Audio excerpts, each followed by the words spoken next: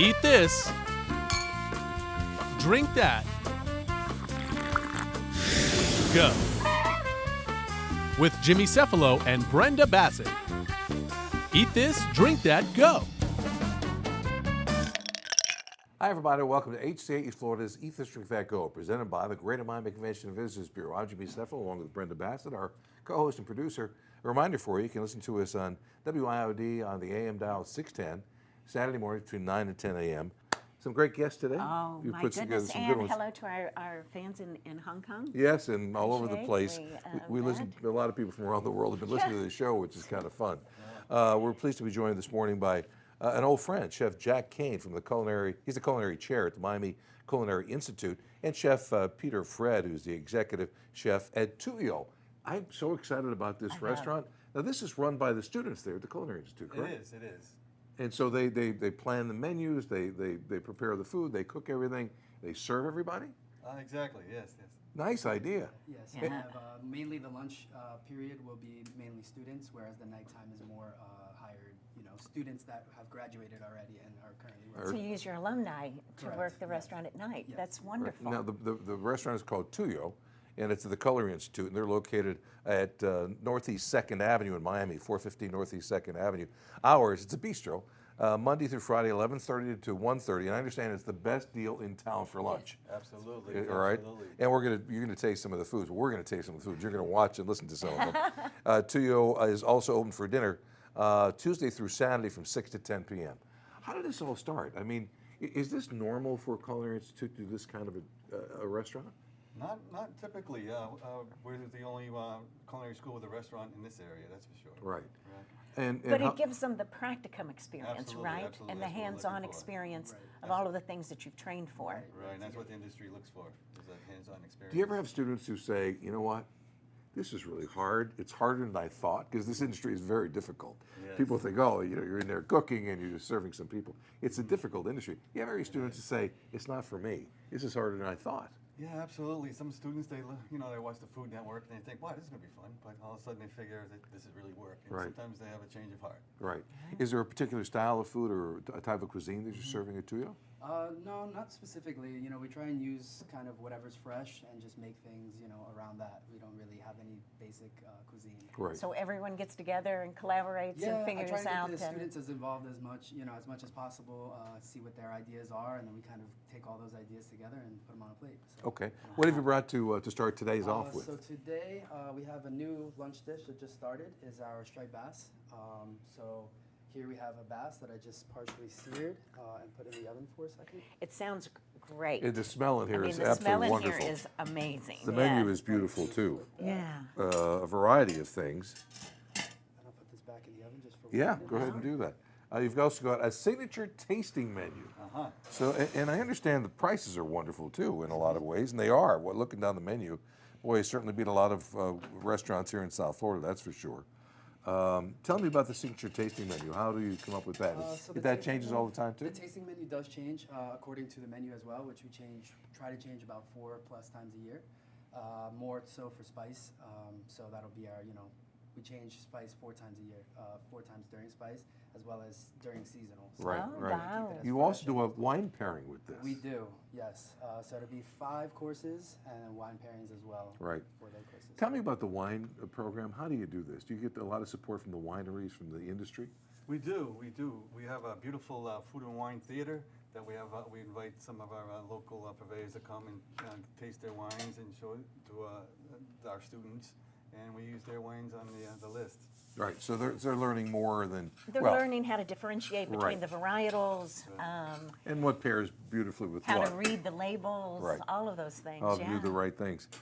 Jack, you've been in this industry a long time. How many Yes. years now? About 30. About 30 We years. worked together. At Johnson At Wells Johnson University. Wells, yeah. Right. Back then, I was a young avant-garde chef, and I was surrounded by old dinosaurs, and now I'm a dinosaur. Now you're Now you're the dinosaur. you're relatively new to the Culinary Institute, correct? Yes, it was my 4th week. Fourth week, okay. yes. And I'm sure Congratulations. changes are coming already. Yes. I know. And Chef, how about you? How long? You're new too to it. I'm new to the school as well. Yeah, this is now about my 4th week as well. Right. Yeah, so. Did you Are you it surprised smells that your good. career took this angle, or is this something you always wanted to do, to be able to Something teach? I kind of always wanted to do. I've Right. always enjoyed, showing people how to do things and teaching people technique and showing them, Right. newer ways to do Right. things. Now, did you learn from your mom, your I grandmother, grew or up where did from the my passion come from? great-grandmother. My Okay. great-grandmother lived in the kitchen, so for me, I woke up to her cooking and I went to sleep. She was still cooking. So. Right. Now, corn you put in there, is that right? This is couscous. So I Couscous. just toasted some garlic, a little bit of fresh lime juice, and some toasted couscous that we cooked with some turmeric. So, Oh, yeah, which just is to kinda good for keep it- you. Exactly. So, just one of those little healthy type of things. Take This that is kind of for the. essentially like a warm salad that we do. Right. This is for our lunch menu. And this is the striped bass. Correct. Yeah. Now, is health a large part of what you try to do when you're cooking? Yeah, try and keep it healthy, especially during the lunch period. People don't like to be full and feel like they can't move after Right, after right, working, right. So. So it's trying to do that as well. Right. How long has the Culinary Institute been alive? How long is this? 8 school years. been? 8 years. And how many students do you have there? 330. Wow.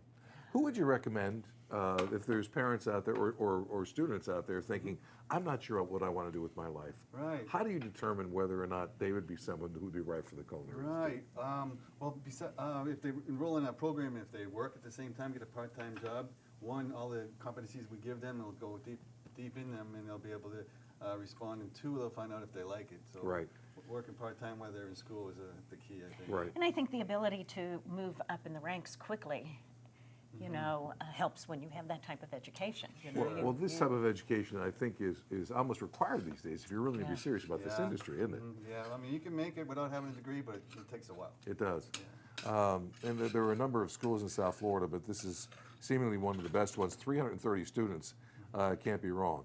What'd you add to the dish? So I added some fresh cucumber, some fresh cut tomatoes, grape tomatoes, and just some shaved red onion, just to bring out some brightness. Also add some fresh parsley.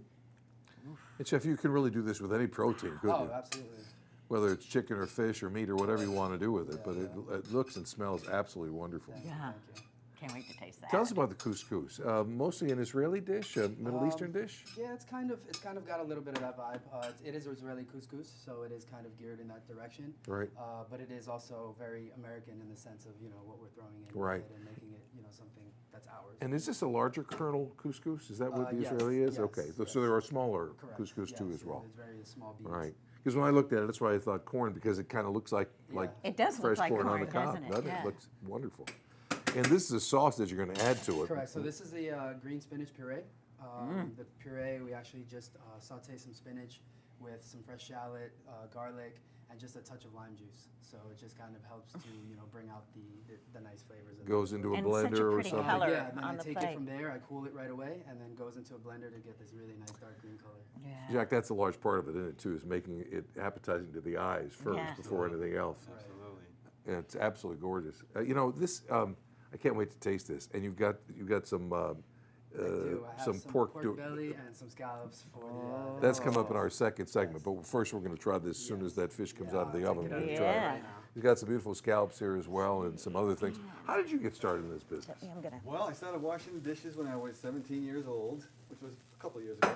And I've never left the business. Right. I've always been in. So I was washing dishes. A pizza cook called in sick, and I started cooking pizza, and been cooking ever since. Man, and was there somebody in your life who was that way, who got you interested in culinary? Yes, my mother was a Okay. very, very good. A good my mother was cook. a very, very good cook. Right, Very, very yeah. good cook. I think that's such a large part of it. We have so many chefs who come out here and say, it was my mother, or it was my grandmother, or it was Right, my right. aunt who had me in the kitchen, and I just love the smells and the whole idea of what she was making, or he was making. We've had some say it's the grandfather or the father who was the chef in the household. Brenda, are you the chef in the household? I am the co-chef in the house. Are you the co-chef? Yeah. I sit He there. does a lot of cooking too. He went Yeah. to Cordon Bleu. Oh, is that It's right? part of his banking education. Wow. That was interesting. Yeah. Well, for me, I just sit there and I just taste everything, and I do a good job of that. So it's always a lot of fun. But for my wife, it was a next door neighbor. Her mother was a wonderful cook, but it was a Yeah. next door neighbor who taught her how to make a lot of Italian Wow. dishes Wow. when she was young, and she just navigated to the kitchen. I think that's a large part of loving food and wine.